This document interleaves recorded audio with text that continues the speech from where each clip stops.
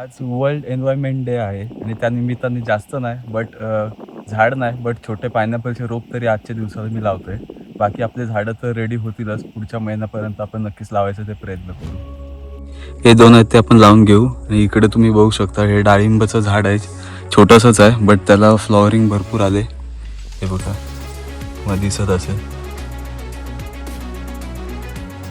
भरपूर फ्लॉवरिंग याला मस्त आलंय. मस्त झाड जगलं हे. आज 5 जून आहे आणि आज वर्ल्ड एन्व्हायरमेंट डे आहे. तर त्याच निमित्ताने माझी अशी बऱ्याच दिवसापासून एक कल्पना होती. आपण जसं फळं खातो आणि त्याच्या बिया आपण वेस्टेज म्हणून डस्टबिनमध्ये सहजपणे टाकून देतो. त्या बिया टाकत असताना माझ्या असं लक्षात आलं की एका बीपासनं एखादं झाड आणि एखादं वृक्ष मोठं तयार होऊ शकतं, जे की आपल्याला अनेक फळं देईल, ऑक्सिजन देतं, अनेक गोष्टी आपल्या झाडापासून मिळत असतात. माझी अशी इच्छा आहे की 1000 झाडं तरी मी लावीन. आत्ताच्या स्टेजला 1000 झाडं लावायला पॉसिबल होणार नाही. तर त्यामुळे मी असं ठरवलंय की ह्या पावसाळ्यामध्ये मी 100 झाडं तरी नक्कीच लावीन. आणि तुम्ही पण माझ्यासोबत ह्या मिशनमध्ये जोडू शकता. ह्याला मी झेन-झी ग्रीन मिशन असं नाव देतोय. जर का तुम्हाला वाटत असेल की तुमच्या पण एक नावाचं झाड असावं, तर तुम्ही फक्त एक गोष्ट करायची, तुम्ही सबस्क्राईब बटन दाबा आणि आपले जेवढे सबस्क्रायबर होतील, तेवढे आपण झाडं लावण्याचे प्रयत्न करू. समज 150 सबस्क्रायबर झाले तर 150 लावू, 200 झाले तर 200, 1000 झाले तर 1000 आपण झाडं लावायचा प्रयत्न करू. झेन-झी ग्रीन मिशन आपण हे सक्सेसफुल करून दाखवूया. तर माझ्याकडे अशा ह्या नर्सरीच्या बॅग्स आहेत. आत्ता जवळजवळ माझ्याकडे 120 पर्यंत तरी बॅग्स आहेत ह्या आणि तुम्हाला मी दाखवतो.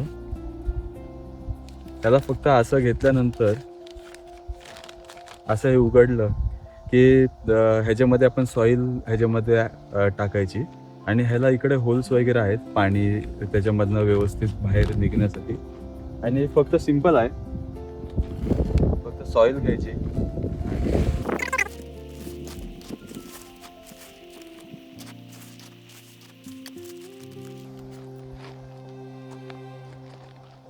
सॉईल फिल केली की अशा पद्धतीने हे भरतं आणि ह्याच्यामध्ये आता मी तुम्हाला दाखवतोच. ह्याच्यामध्ये ड्राय सीड टाकली की ती फक्त आपण असं रेस्ट करायला ठेवून द्यायचं. पावसाळ्यात ते आपोआप 1 महिन्यामध्ये त्याचं रोपटं नक्कीच तयार होईल.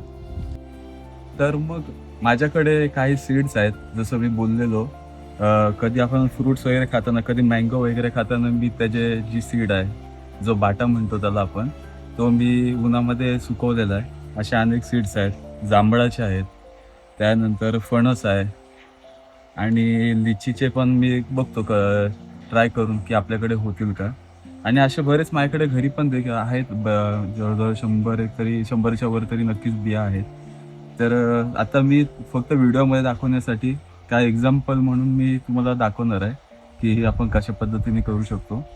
आणि हे पायनॅपलचं वरचे लीव्ज आहेत, जे आपण घरी पायनॅपल आणल्यानंतर हे सहज वरती तोडून असं त्याला आपण हे लावल्यानंतर ह्याच्यापासून परत झाड उगवून परत पायनॅपल त्याला येतील. तर हे मी मार्केटमधनं आणलेलं आहे.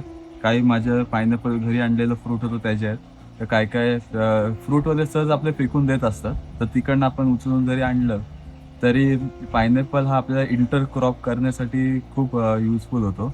म्हणजे समज 2 नारळाची झाडं वगैरे असतील, तर त्याच्यामध्ये तो आपण इंटरक्रॉप म्हणून पायनॅपल हा चांगल्या पद्धतीने पीक येतो आणि जवळजवळ 1.5 वर्ष ते 18 महिन्यापर्यंत त्याचं आपल्याला फ्रुटिंग चालू होते. तर मग आणि ह्याला जास्त पाण्याची पण गरज काय लागत नाही. तर हे मस्त असं पायनॅपलचे मी हे आणलेले आहेत. तर हे पण मी तुम्हाला दाखवीन की कशा पद्धतीने आपण लावू शकतो. तर पहिले मी सीड्सचं तुम्हाला दाखवतो. हे मी उन्हामध्ये ड्राय केलेले सीड्स आहेत. काही मँगोचे आहेत, काही इकडे जांभळाचे आहेत, काही फणसाचे आहेत, काही लिचीचे पण आहेत आणि अजून घरी माझ्याकडे आहेत. जवळजवळ 100च्या वरती बिया आहेत माझ्याकडे. सगळे सीड्स आहेत. तर करायचं काय ना, सिंपल आहे. हे आता आपण मगाशी फिलिंग केलेली होती सॉईलनी. जे नर्सरीची बॅग आहे त्याच्यामध्ये जी आपण फिलिंग केलेली होती सॉईलनी, त्यामध्ये सिम्पली आपल्याला फक्त सीड घ्यायचे आणि टाकून ठेवायचे ह्याच्यामध्ये थोडं असं रोवून ठेवायचं. ओके.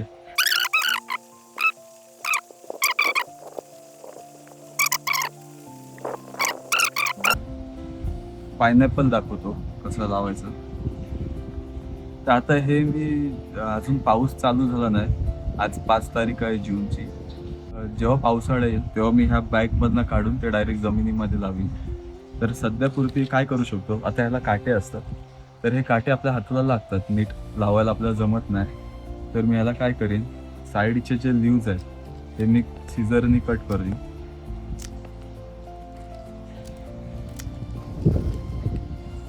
असे कट केले की आपल्याला त्याचे काटे जे आहेत ते काय एवढे लागणार नाहीत आणि आपल्याला ते लावण्यासाठी एकदम इझिली असं होऊन जाईल.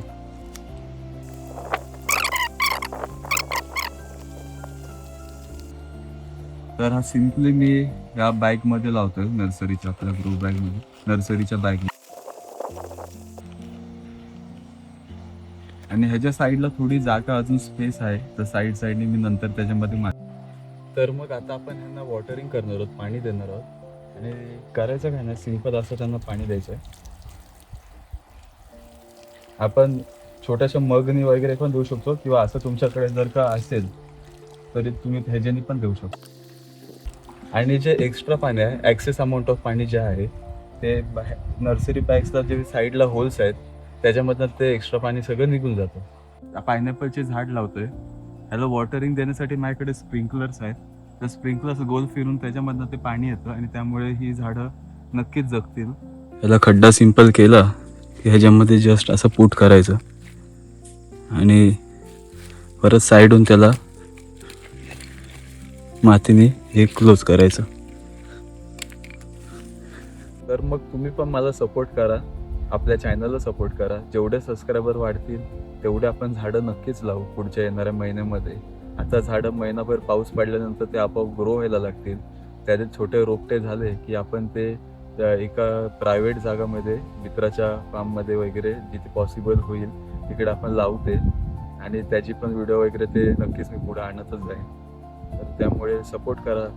आणि तुम्हाला जर वाटत असेल की घरी बसल्या तुम्ही झाडं तुम्ही पण एक एक लावलं पाहिजे, ॲटलिस्ट एक झाड तरी, तर तुम्ही नक्की सबस्क्राईब हा बटन आपला दाबा, जेणेकरून मला प्रोत्साहन मिळेल, मला समजेल की आपलं मला सपोर्ट आहे आणि त्यामुळे आपण मग त्या पद्धतीने झाडं लावू.